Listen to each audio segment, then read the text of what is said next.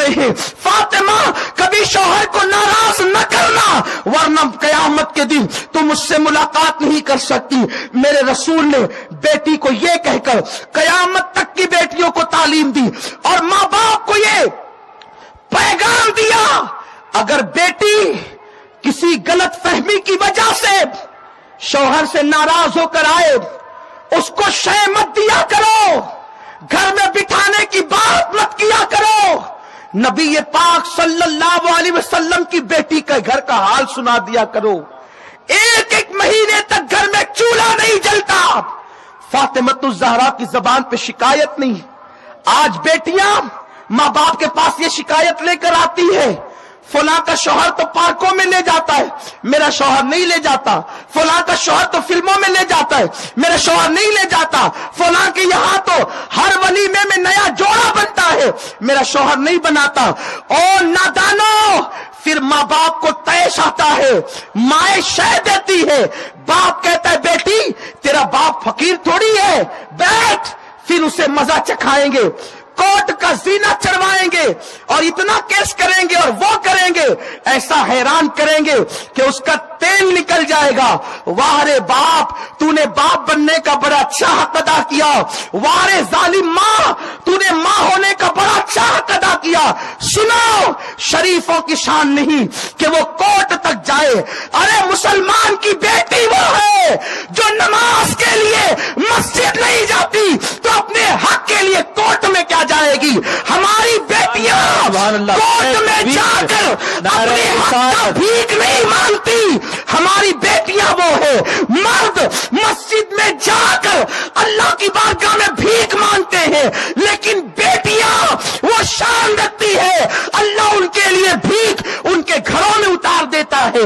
جب ہماری بیٹی مسجد میں نہیں جاتی، ہماری بیٹی کوٹ میں کیوں جائے گی؟ ہماری بیٹی کوٹ تک کیوں جائے گی؟ وکیلوں کے دھکے کھانے، پولیس کے ہاتھ میں ہاتھ دینے، ہاتھوں میں ہتھکڑیاں ڈالنے، برقع پہن کر اسلام کو رسوا کرنے؟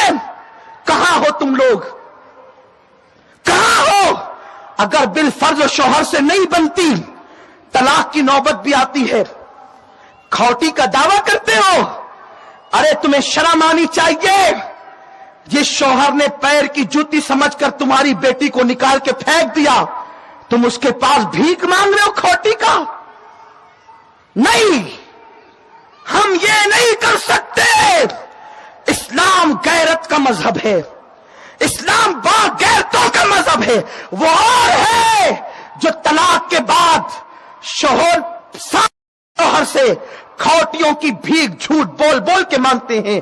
ہمارا مذہب یہ ہے غیرت والا، جس شوہر نے طلاق دے دیا، پیر کی جوتی سمجھ کے اتار دیا، اب ہماری بیٹی اس کے ٹکڑوں پہ نہیں پلے گی، اس کا باپ پرورش کرے گا، اس کی ماں پرورش کرے گی، اس کے بھائی پرورش کریں گے۔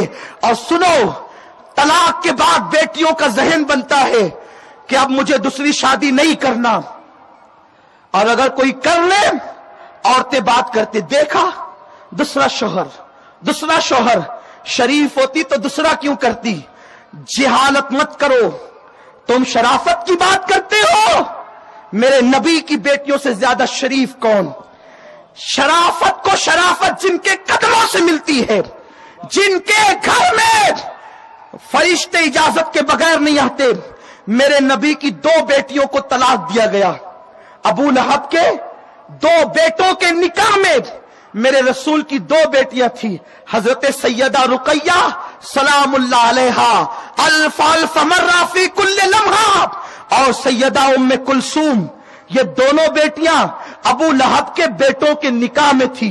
اسلام کی آمد سے قبل میرے سرکار نے ابو لہب جو حضور کا چچا تھا، یعنی اپنے چچا زاد بھائی کے ساتھ اپنی بیٹیوں کو دیا تھا، ایک کے ساتھ ایک، دوسرے کے ساتھ ایک، اس طرح سے 2 بیٹیاں تھی۔ میرے آقا نے جب اعلان نبوت کیا تو مکے کے ظالموں نے بہکایا، ابو لہب محمد کسی سے رکتے نہیں، ایک کام کرو ان کی بیٹیوں کو طلاق دے دیا جائے۔ جب ان کی بیٹیوں کو طلاق دے دیا جائے گا تو محمدی عربی اتنے بوجھ تلے دب جائیں گے کہ پھر وہ دین کا کام نہیں کر سکیں گے۔ میرے رسول کی 2 شہزادیوں کو مقدس بیٹیوں کو طلاق دے دیا گیا، بیٹیاں روتی ہوئی آ گئی، اللہ اکبر۔ لیکن قربان جائیں، شرافت جن کے قدموں کا صدقہ ہے، شرافت اور عصمت جن کے گھر کی خیرات ہے، ان دونوں بیٹیوں کا پھر دوسرا نکاح ہوا کہ نہیں ہوا؟ اور دوسرا نکاح کس کے ساتھ ہوا؟ ذوالنورین سیدنا عثمان غنی کے ساتھ ہوا۔ ایک بیٹی دی، اس کے بعد اس بیٹی کے انتقال کے بعد حضور نے دوسری بیٹی بھی عثمان غنی کو عطا فرمائی۔ اللہ اکبر۔ جب نبی کی شہزادیاں دوسرا نکاح ان کا ہوتا ہے عثمان غنی کے ساتھ، تو ہماری بیٹیوں کا کیوں نہیں ہو سکتا؟ اور یہ شرافت کے خلاف نہیں ہے، اس لیے کہ شرافت ان کے گھر کی کنیز ہے جن کا نکاح عثمان غنی کے ساتھ ہوا تھا۔ تو اگر کبھی کوئی حادثہ ایسا ہو جائے تو ہم اپنی بیٹیوں کا دوسرا نکاح ضرور کریں تاکہ وہ عزت کے ساتھ جی سکے۔ اور میں اپنی قوم کی بیٹیوں سے کہوں گا، لیکن کوشش یہ کرو جیسا شوہر مل جائے اس کے ساتھ نباہ کر لو۔ اگر غریب ملے نا، میرے آقا فرماتے ہیں روحی فدا صلی اللہ علیہ وآلہ وسلم کہ اگر کسی عورت کو غریب شوہر مل گیا اور صبر کے ساتھ وہ اس غریب شوہر کے ساتھ نباہ کر لیتی ہے، ایسی عورت کو جنت میں میرا پڑوس عطا کیا جائے گا۔ اے میری قوم کی بیٹیوں،